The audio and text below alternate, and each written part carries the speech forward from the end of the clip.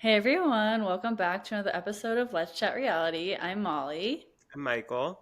and today we're welcomed by two very special guests, my friends Jeff and Mia, and we're going to be talking about Big Brother season 26. This is Mia's first season watching, and Jeff is a veteran, so we're excited to have y'all and hear your thoughts. Well, thank you for having us. We're really happy to be here. Happy to be here. Yeah, so first, just would love to hear your thoughts on the season overall. Jeff, I know you've watched other seasons, so Mia's your first season. What are your thoughts so far?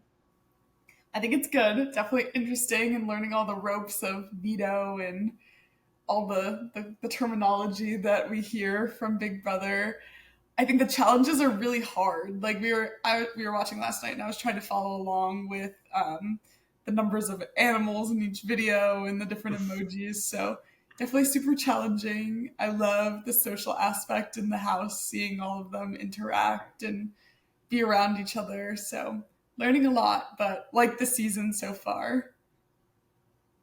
Yeah, I would agree. I think there's a lot of personalities in there. I think Big Brother usually does a pretty good job with casting. I think, obviously we had the big blow up with the little crazy eyes, little Angela, and it was very exciting to watch all that go down. I think, yeah, this is the makings for a really good season. We got a new alliance that's kind of seems to be creeping, and it might seem like it has the legs, which is nice to kind of see. And yeah, hopefully there's a little bit more drama to come in here, a little bit more curveballs. I'm sure the AI thing will throw some curveballs in there, and it's been quality television so far. Like I'm interested enough. Obviously I'll keep coming back. I've been BB veteran for 15 years now, so I'm a fan. Wow. Well, yeah, so what was your first season? I said 15 years. That might be a stretch. Jeff and Jordan, their season. So it was either BB11 or BB12. 2009. Yeah, something like that. Yeah. BB11 or 12. It was around that time. Jeff and Jordan, Rachel and Brendan, just around that kind of area. That kind of era. It was some really fun. Some couples, some a lot of blow ups. I love Rachel Riley in the backyard. There's nothing beats that. And so yeah, been through thick and thin, and still here. Now we got Mia on board, which is really exciting. Yeah, I know. It's great to see someone who's a new fan to Big Brother. So Pull far, them who in are one your by one. Yeah, I'll exactly. never Just get out. Michael got me, so I'm glad that Jeff got you, Mia. Look at that. But overall, from the cast, are there any favorite cast members so far? House guests? For me, I think Cedric really stands out. I think, being able to navigate the mascot, I love the way he thinks and talks in the few diary rooms that we've seen of his. I think he's setting himself up well. He was close with Chelsea when they were mascots. He's friendly enough. He seems to be working the room well. It's obviously important to have a social game. I don't see him as a floater either, which I really respect. And so, yeah, I think Cedric Sam is someone who's really stood out to me early on to not be so out there, but also really lock in a good core group of people. Yeah. So I have two favorites so far. One of my favorites is not a fan favorite, and that is Kenny. I really do like him. He always ends up to be one of people's least favorites, but I just think he's like the house dad, and no one appreciates that. Like they were all calling Angela mom in the beginning, and then Angela turned out to be the opposite of what it means to be a mom to all these people. So I really like Kenny. I think he just has gotten the short end of the stick for this season, but we'll see what happens. And then I also really like Leah, but I do want to say that they're making this super underrated that Leah is in fact a stripper and not a VIP cocktail waitress. So I just would like to make that comment. Jeff and I talk about that every single time they put Leah's occupation up on the screen. Where it was like, what could that be? Like, what could it be? So like that wasn't something that like you read like a theory like okay that's just okay We just done making sure I was like research. I feel like I missed a chapter here. No, I think maybe we should do some research. We've done zero googling, nothing. We just like looked at it. We're like, what could a VIP bartender do? Yeah. I don't know. So that's our assumption. If A we're VIP wrong, cocktail waitress, though, is actually a very classic Big Brother profession because going back way to the Janelle era, the Portia, I think, on season 13, Rachel Riley, I think, was a VIP cocktail waitress. I think so you're right. Yeah. there's a long lineage of VIP cocktail waitresses that have done very well in this game. So we'll see how Leah does, but she's in good company. I like her a lot. I think she's fierce, and she almost won the challenge for Head of HOH. household. She's been top Yeah. 3 both times. And, Yeah. So Mhm. like her a lot. Yeah, I like Leah too. I think she's funny and just like brings out just general like kind of entertainment that you want to see in a show like this. So I'm enjoying watching her. And I think too, like the fact that she's doing so well is really, I think, a testament to them doing a really good job this season with the competitions. Because in the past couple years, they've been getting more and more physical and catering more and more to the strong physical men. I mean, last season, I think it was something crazy, like maybe 10% of the challenges were won by women or something like that. And I'm kind of making that up, but like I know it's a really, really low percentage.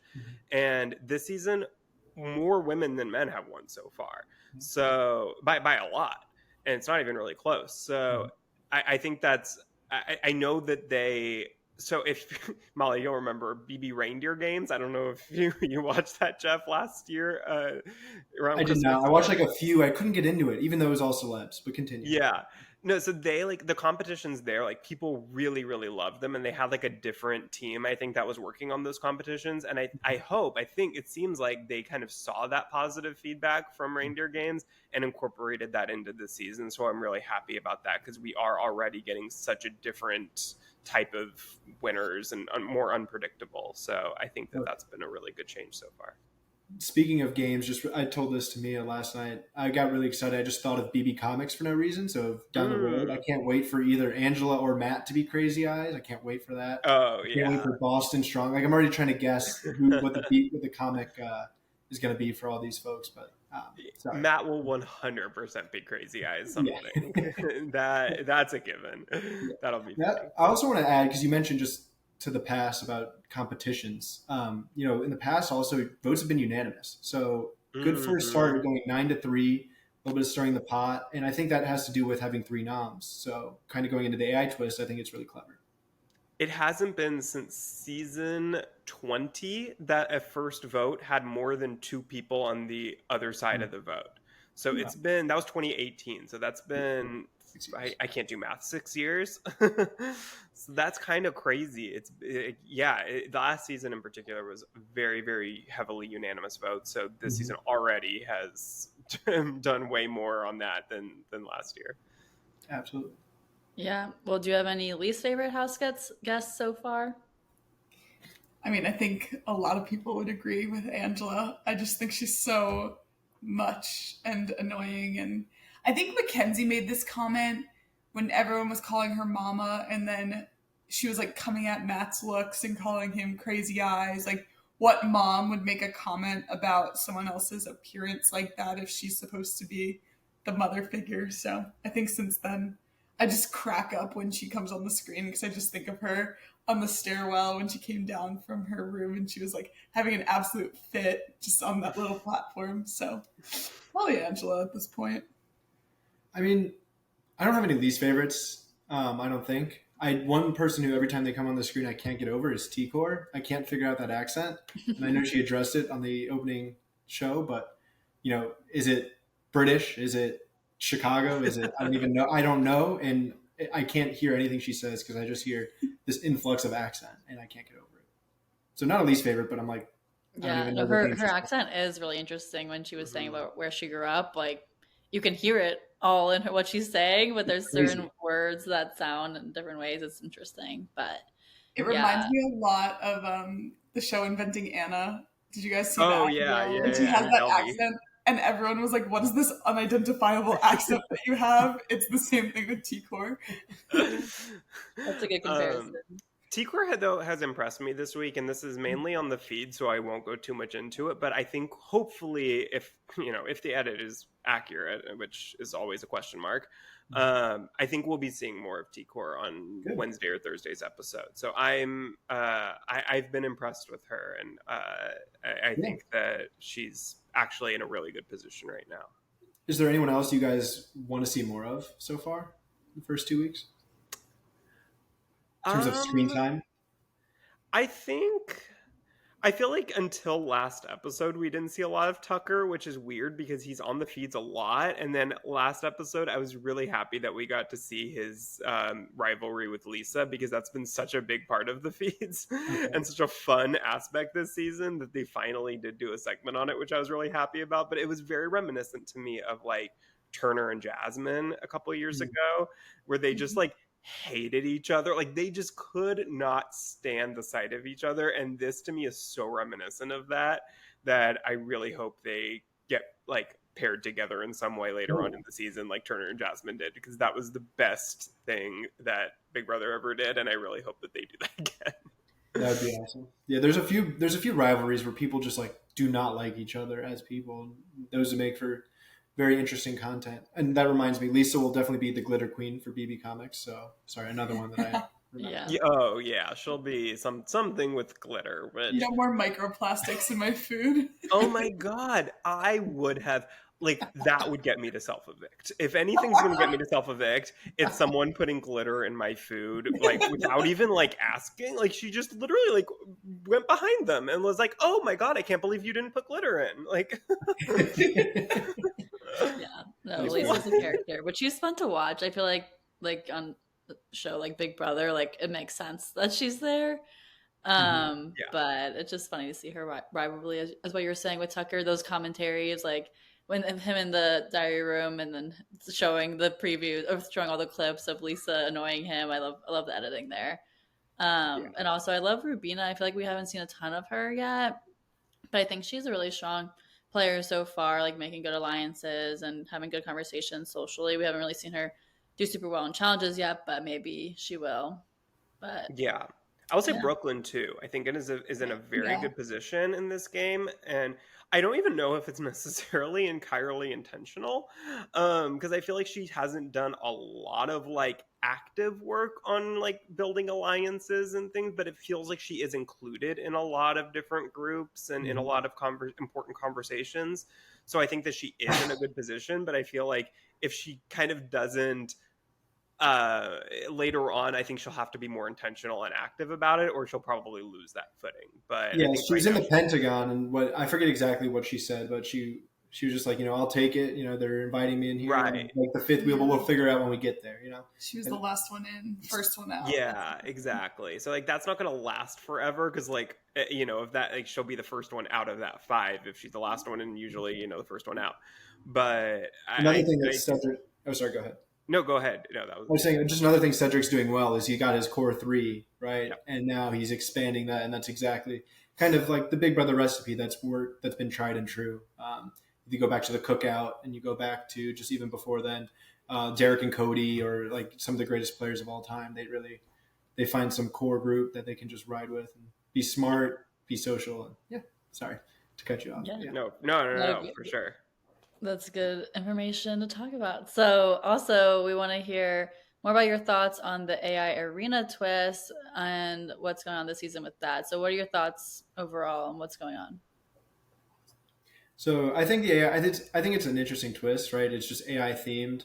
I was always a fan of when they like try to hide stuff in the Big Brother house, like with the wall paintings or a secret room or secret room is good. The Pandora's box back in the day and all those different twists.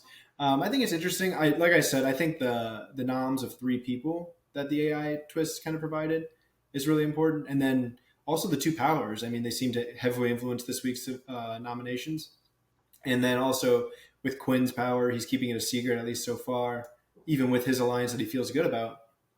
That could blow up at some point. It could be a card he could use later down the road, but it could blow up in his face. So I like it.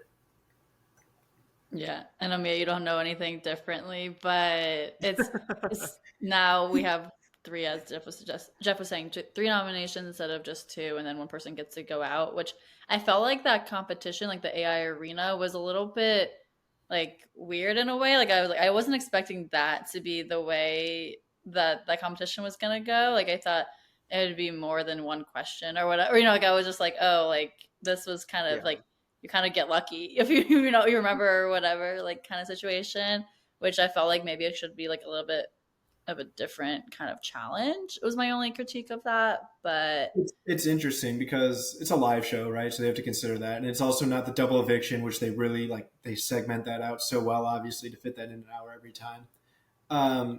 I do think maybe it had something to do with the fact that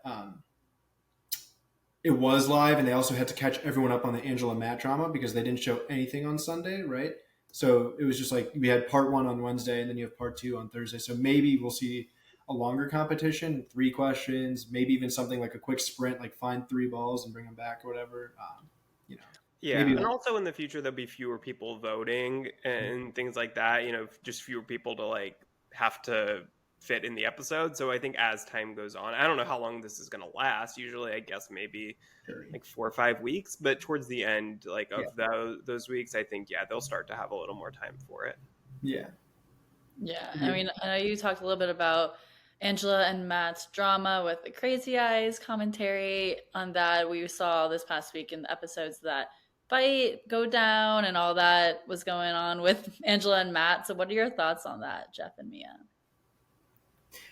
I can start. I think that when it happened, when Matt was in the head of household room and made the comment that she said he was verbally threatening her or whatnot, I didn't take it as anything offensive, but Jeff actually was like, oh my God, like, I can't believe he said that. So, like, it kind of was dependent on the person to know, like, okay, that was offensive, and it went right over my head. So for me, when I saw the big blow up, and Molly, that was when we were watching the live feed, so I saw it kind of happening on there. I was really surprised because I just didn't think he really said much to her. And then they replayed the clip, and I guess he was like a little bit aggressive. I don't know exactly to the extent that they showed us, whatever. But I think Angela just blew it way out of proportion. And I know you're going to say something, so I'll let you say it. But like, she was just like losing her absolute mind for 2 days or however long that was. And I mean, I don't know. I'd be very concerned if I was her husband and her family that she talks about at home and they see her like this on the show. Well, wait. So, not to cut you off, Jeff, because I know you were going to say, but speaking of her family, so I don't know if you know, Angela was on Dr. Phil years ago. And it was a whole thing about her family that her daughter hadn't spoken to Angela's husband, who I'm not 100% sure if that's her father. I don't know the exact situation, but like in like 6 years or something, and they were living in the same house, and apparently they just hadn't spoken in like 6 years. And then Dr. Phil like had them go to an escape room. Oh my God, what? So she likes games. And they like talked there for the first time. I don't know. It was a really weird thing. But just speaking of her family, like apparently there is kind of a whole messed up family situation that she has. That is crazy. Now, if I want to get on Big Brother, I guess I got to get on Dr. Phil first. Maybe that's... Well, yeah, because Brooklyn was also on on Dr. Really? Phil. So this, I don't know if Dr. Phil's going to show up as the 17th house guest at some point, but there's 2 connections to Dr. Phil on one season, which is bizarre. And CBS, right? Okay. Anyways. Yeah, Dr. Phil CBS. Yep. Yeah. My thoughts are, I think I loved the like 2-minute segment of Angela just in the dark in her bed, like at 3 a.m., right? And everyone's asleep. There's no one talking. And she is just listing off like, oh, these people are in alliance. That was BS. And Matt's Crazy Eyes. And it was like, I love the timestamps. I forget exactly what it was, but they were like hours apart all through the middle of the night. I'm just like, go to sleep, Angela. What are you talking about right now? All that to say, I guess the conversation in the HOH room that was just I didn't think it was like physically threatening. Like she kind of took that as like an actual physical threat. I was more shocked from a game perspective, right? You don't want to get on the block week 1, but the way he approached it was like, put me on the block and I'll fight. And like it was so blunt about it. I was like shocked by how blunt he was. Again, I don't think he was anything aggressive at all, but he was just like, try me. And I'm like, that's super aggressive for week 1. You don't even know this woman.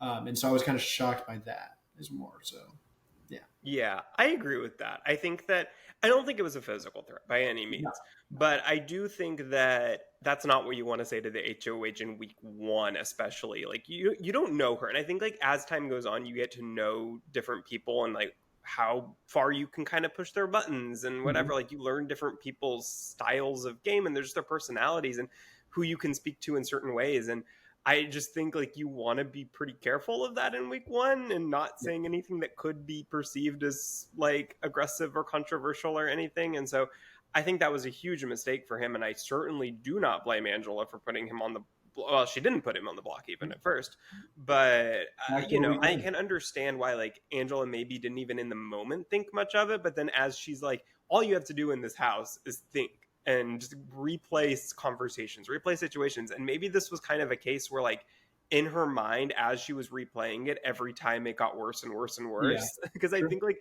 that's probably what would happen to me is like, you kind of start to like warp memories and like create fake, like, I don't know, like I could see how that would happen.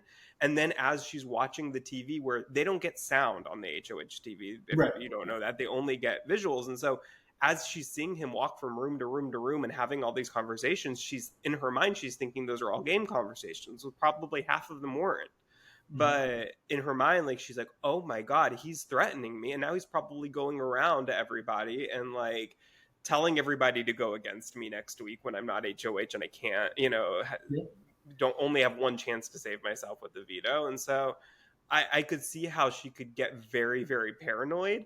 Now, obviously it was an overreaction, but super entertaining. So I'm not mad about it. I mean, look, we haven't had a fight like that in many, many years on this show. So I think week 1, the last kind of big blow up that I remember, and it's been a long time, was Josh, who ended up winning Big Brother, by the way.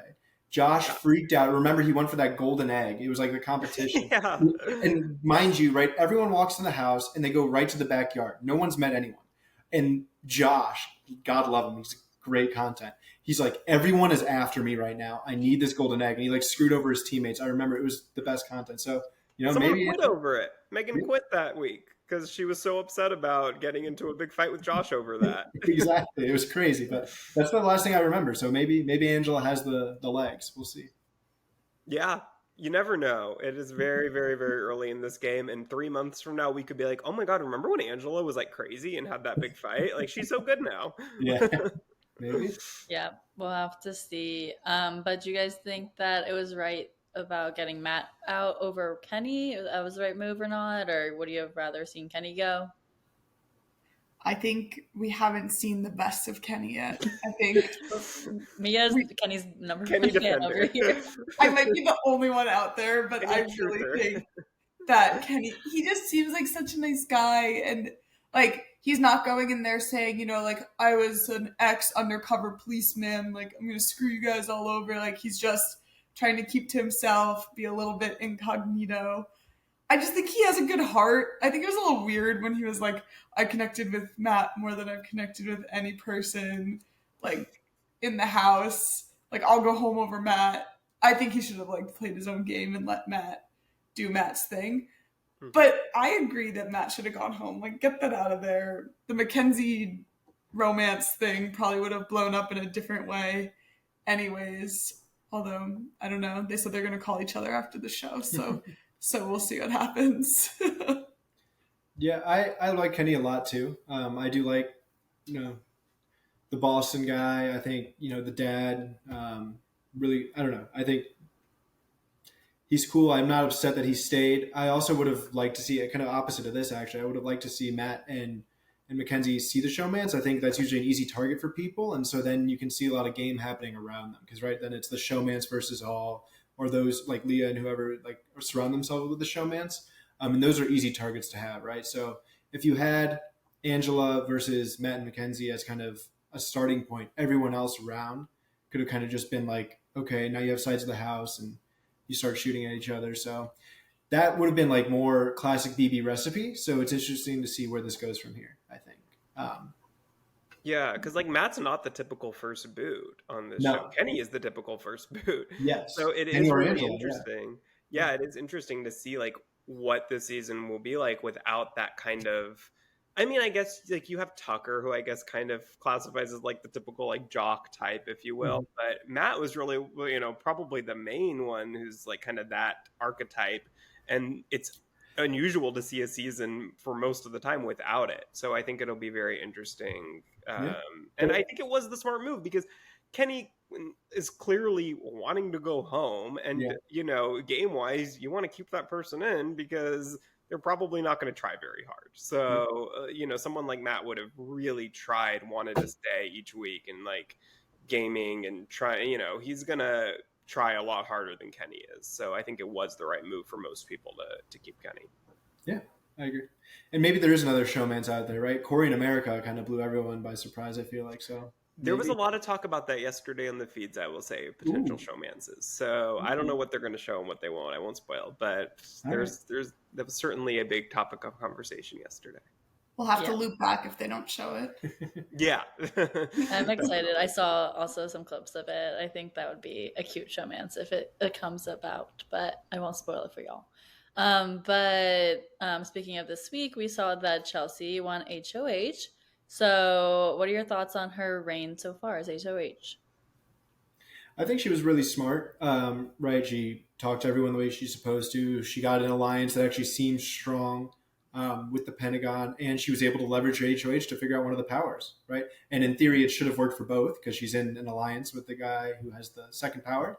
But nonetheless, that drove her decision to not put up Mackenzie, and now she knows that and can leverage that next week. I think pending the veto, right? She could be put in a tough place. This was clearly the safest choice of the three, right? You put up Kenny, who wants to go home, Angela, who stirred the pot, and Lisa, who clearly is ruffling some feathers, who was also on the block, right? One veto or was taken off. Yep. Yeah, she won veto. Yeah. So another no blood on the hands, learned the power, and locked in an alliance.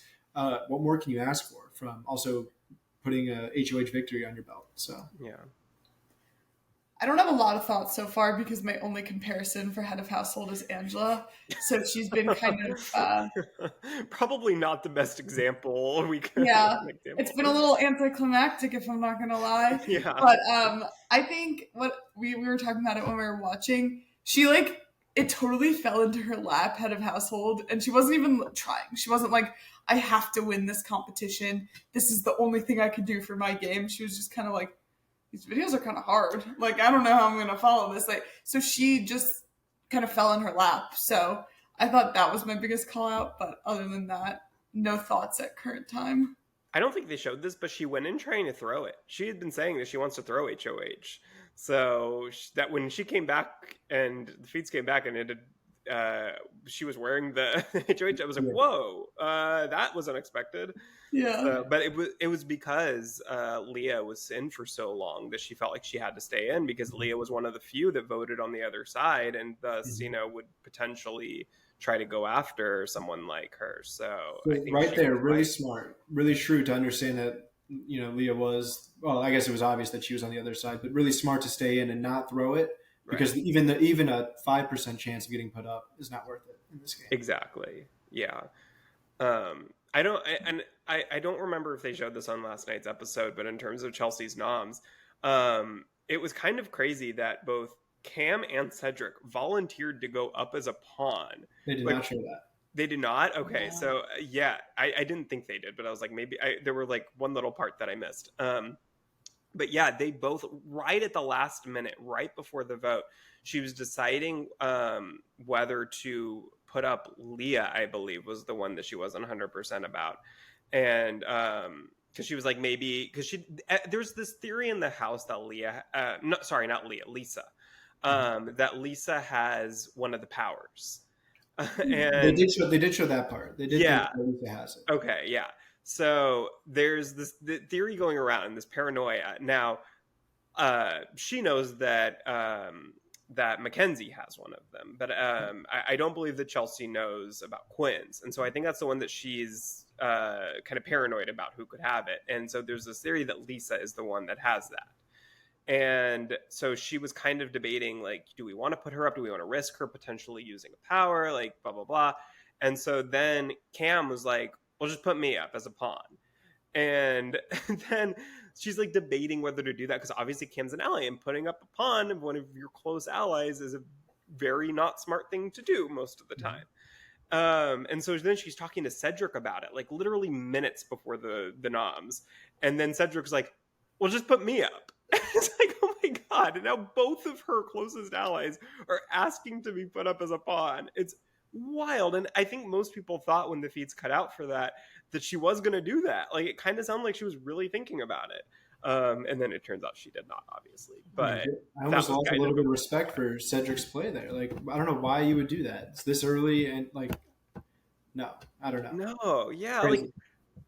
like I saw this. I was listening to this podcast where someone said one of the smartest things that I've ever heard of, like, when someone asks you to go up as a pawn, which in this case it wasn't. Like, she didn't ask him to go up as a pawn; they volunteered, which is even worse. But I think it's so smart. If someone asks you to go up as a pawn, the thing that you should say is, do you know what a pawn is? Like, a pawn is somebody who you are okay with going home. A pawn is not just somebody who you put up and hope that they don't go home. Like, and you're like, oh, you're not my intended target. But a pawn is someone who you put up and, like, you're okay either way. Like, you don't really care if they go home. So, like, that's the response. If somebody asks you to go up as a pawn, you should always say, that's not what a pawn is. If I'm supposed to be your closest ally, don't put me up. Yeah, I mean, in chess, pawns are the first to go. Like, that is the definition of a pawn. So it's a great point. Yeah. Yeah. Well, so out of the nominations, it seems that people are between Angela and Lisa. So who do you think is going to go home this week? You guys have the context of the feeds. I'll flip a coin. I kind of would love to see maybe Tucker just work the crowd and get enough votes for Lisa, but to me, I'm indifferent. Yeah. I don't really have a preference. Honestly, I'd probably rather see Lisa stay in and annoy people, and then that can stir up some good drama. Whereas I feel like Angela could have an absolute mental breakdown at any moment. So I don't know. We've talked about Angela a lot this episode, and now my brain is kind of like, maybe she could be good. So I don't know. I'd say Angela over Lisa right now, but I'm also kind of indifferent. Yeah, you always want to keep a bigger target in the house, right? So Angela is a bigger target. So it kind of makes sense to keep her if you can. Yeah. I think I am pretty indifferent. I think that either way, we're losing someone very entertaining in the house that can cause a lot of drama, which is sad. But I will say with Angela, and this is not a spoiler on the feeds technically, the feeds have been cutting out a lot over the last couple of days because of something that we don't know that Angela must have done. There's some situation going on with Angela that I don't want to spoil too much because, like, the parts we know are kind of spoily, but something that production thinks would be very problematic for us to know about, I guess, with Angela has been happening. And because of that, the feeds have been cutting out and around Angela a lot over the past few days. And I think if that's going to continue, I hope Angela goes home, because apparently, like, she's the reason why the feeds have been cutting off a lot lately, and I would like to watch the feeds. So that's my only thing that I've never watched the feeds that much. Do they cut out for content that they want to save, other than competitions, that they want to save for the show, or do they cut out obviously for, pretty extreme stuff? But are we saying that they're trying to save stuff for Wednesday, Thursday, or are you saying that, like, there was something so bad that they want to control how it's addressed? We don't really know. It'll be interesting to see if we do see on Wednesday or Thursday's episode anything that's been cut out. My thought, and to kind of, I guess, like, give context a little bit to what it could be, it sounds like a similar situation if you remember what Kyle said on season 24 about, potentially a Cookout 2.0 situation, which was very problematic and caused him to be nominated and evicted that week. Yeah. For those who don't know, Cookout was the first all-black alliance on Big Brother in season 23, and they all made it to the end. The 5 of them all made it to the end together. And the following season, Kyle was worried about that potentially happening again, despite a lot of clues that it wasn't happening that season. And he kind of put all of the Black house guests and minority house guests together in a group and was telling people to watch out for that, which for obvious reasons, pretty problematic. And it's there's speculation potentially that Angela was trying to say something like that. And I think what is kind of assumed right now is that they're trying to avoid us seeing all of that and it being talked about so that they don't have to take action against it, potentially. Okay. So that's kind of the theory, working theory, but we don't know because we haven't seen a lot of it. It's cut out for hours, and so who knows what's been happening. But if that's going to keep happening, then I would like Angela to leave so we can Get her get out. back to a normal season. Yeah. But It's a little disappointing if that did happen. But yeah, we'll see. yeah. Yeah. Do you have any predictions or anything you want to happen the rest of the season? I don't know. Maybe I don't think there's going to be like a battle back or anything like that this year. You know, a lot of fans always kind of like that stuff. Maybe from the jurors they can do something similar like that, which would be cool. I do always like those twists where people think they're gone and then it's just, you know, there's a lot of drama with someone, they get evicted possibly to the jury and then they come back. I think that's always really exciting. But I don't know. Yeah.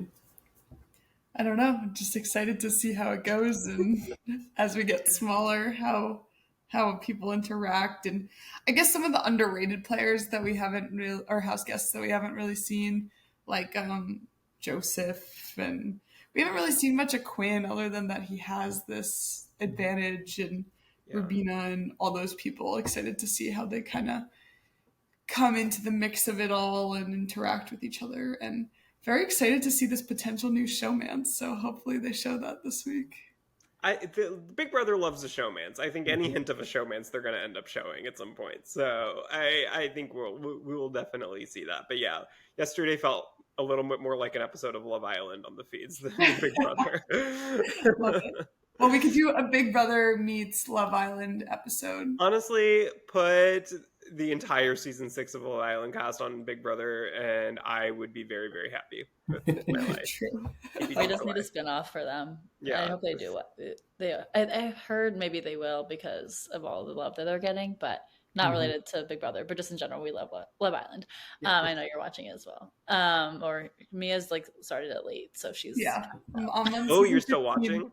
Yeah. I'm on episode 15 right now, so don't spoil anything. Okay, no spoilers. Yes. But Well, no, yeah, I think this season's a little shorter than last season, so it's a 90 days instead of 100. So I could see them maybe doing like one battle back, like maybe at the jury. We know that there's not going to be a pre-jury one because Julie told Matt.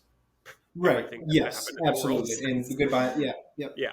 So we know that there's no pre-jury battle back, but there certainly could be a jury one. Which one battle back, I mean, I personally am actually, I don't love battle backs, but I don't mind so much when it's jury. I feel like at least then you have to earn the right to battle back, which to me like makes it a little bit more okay.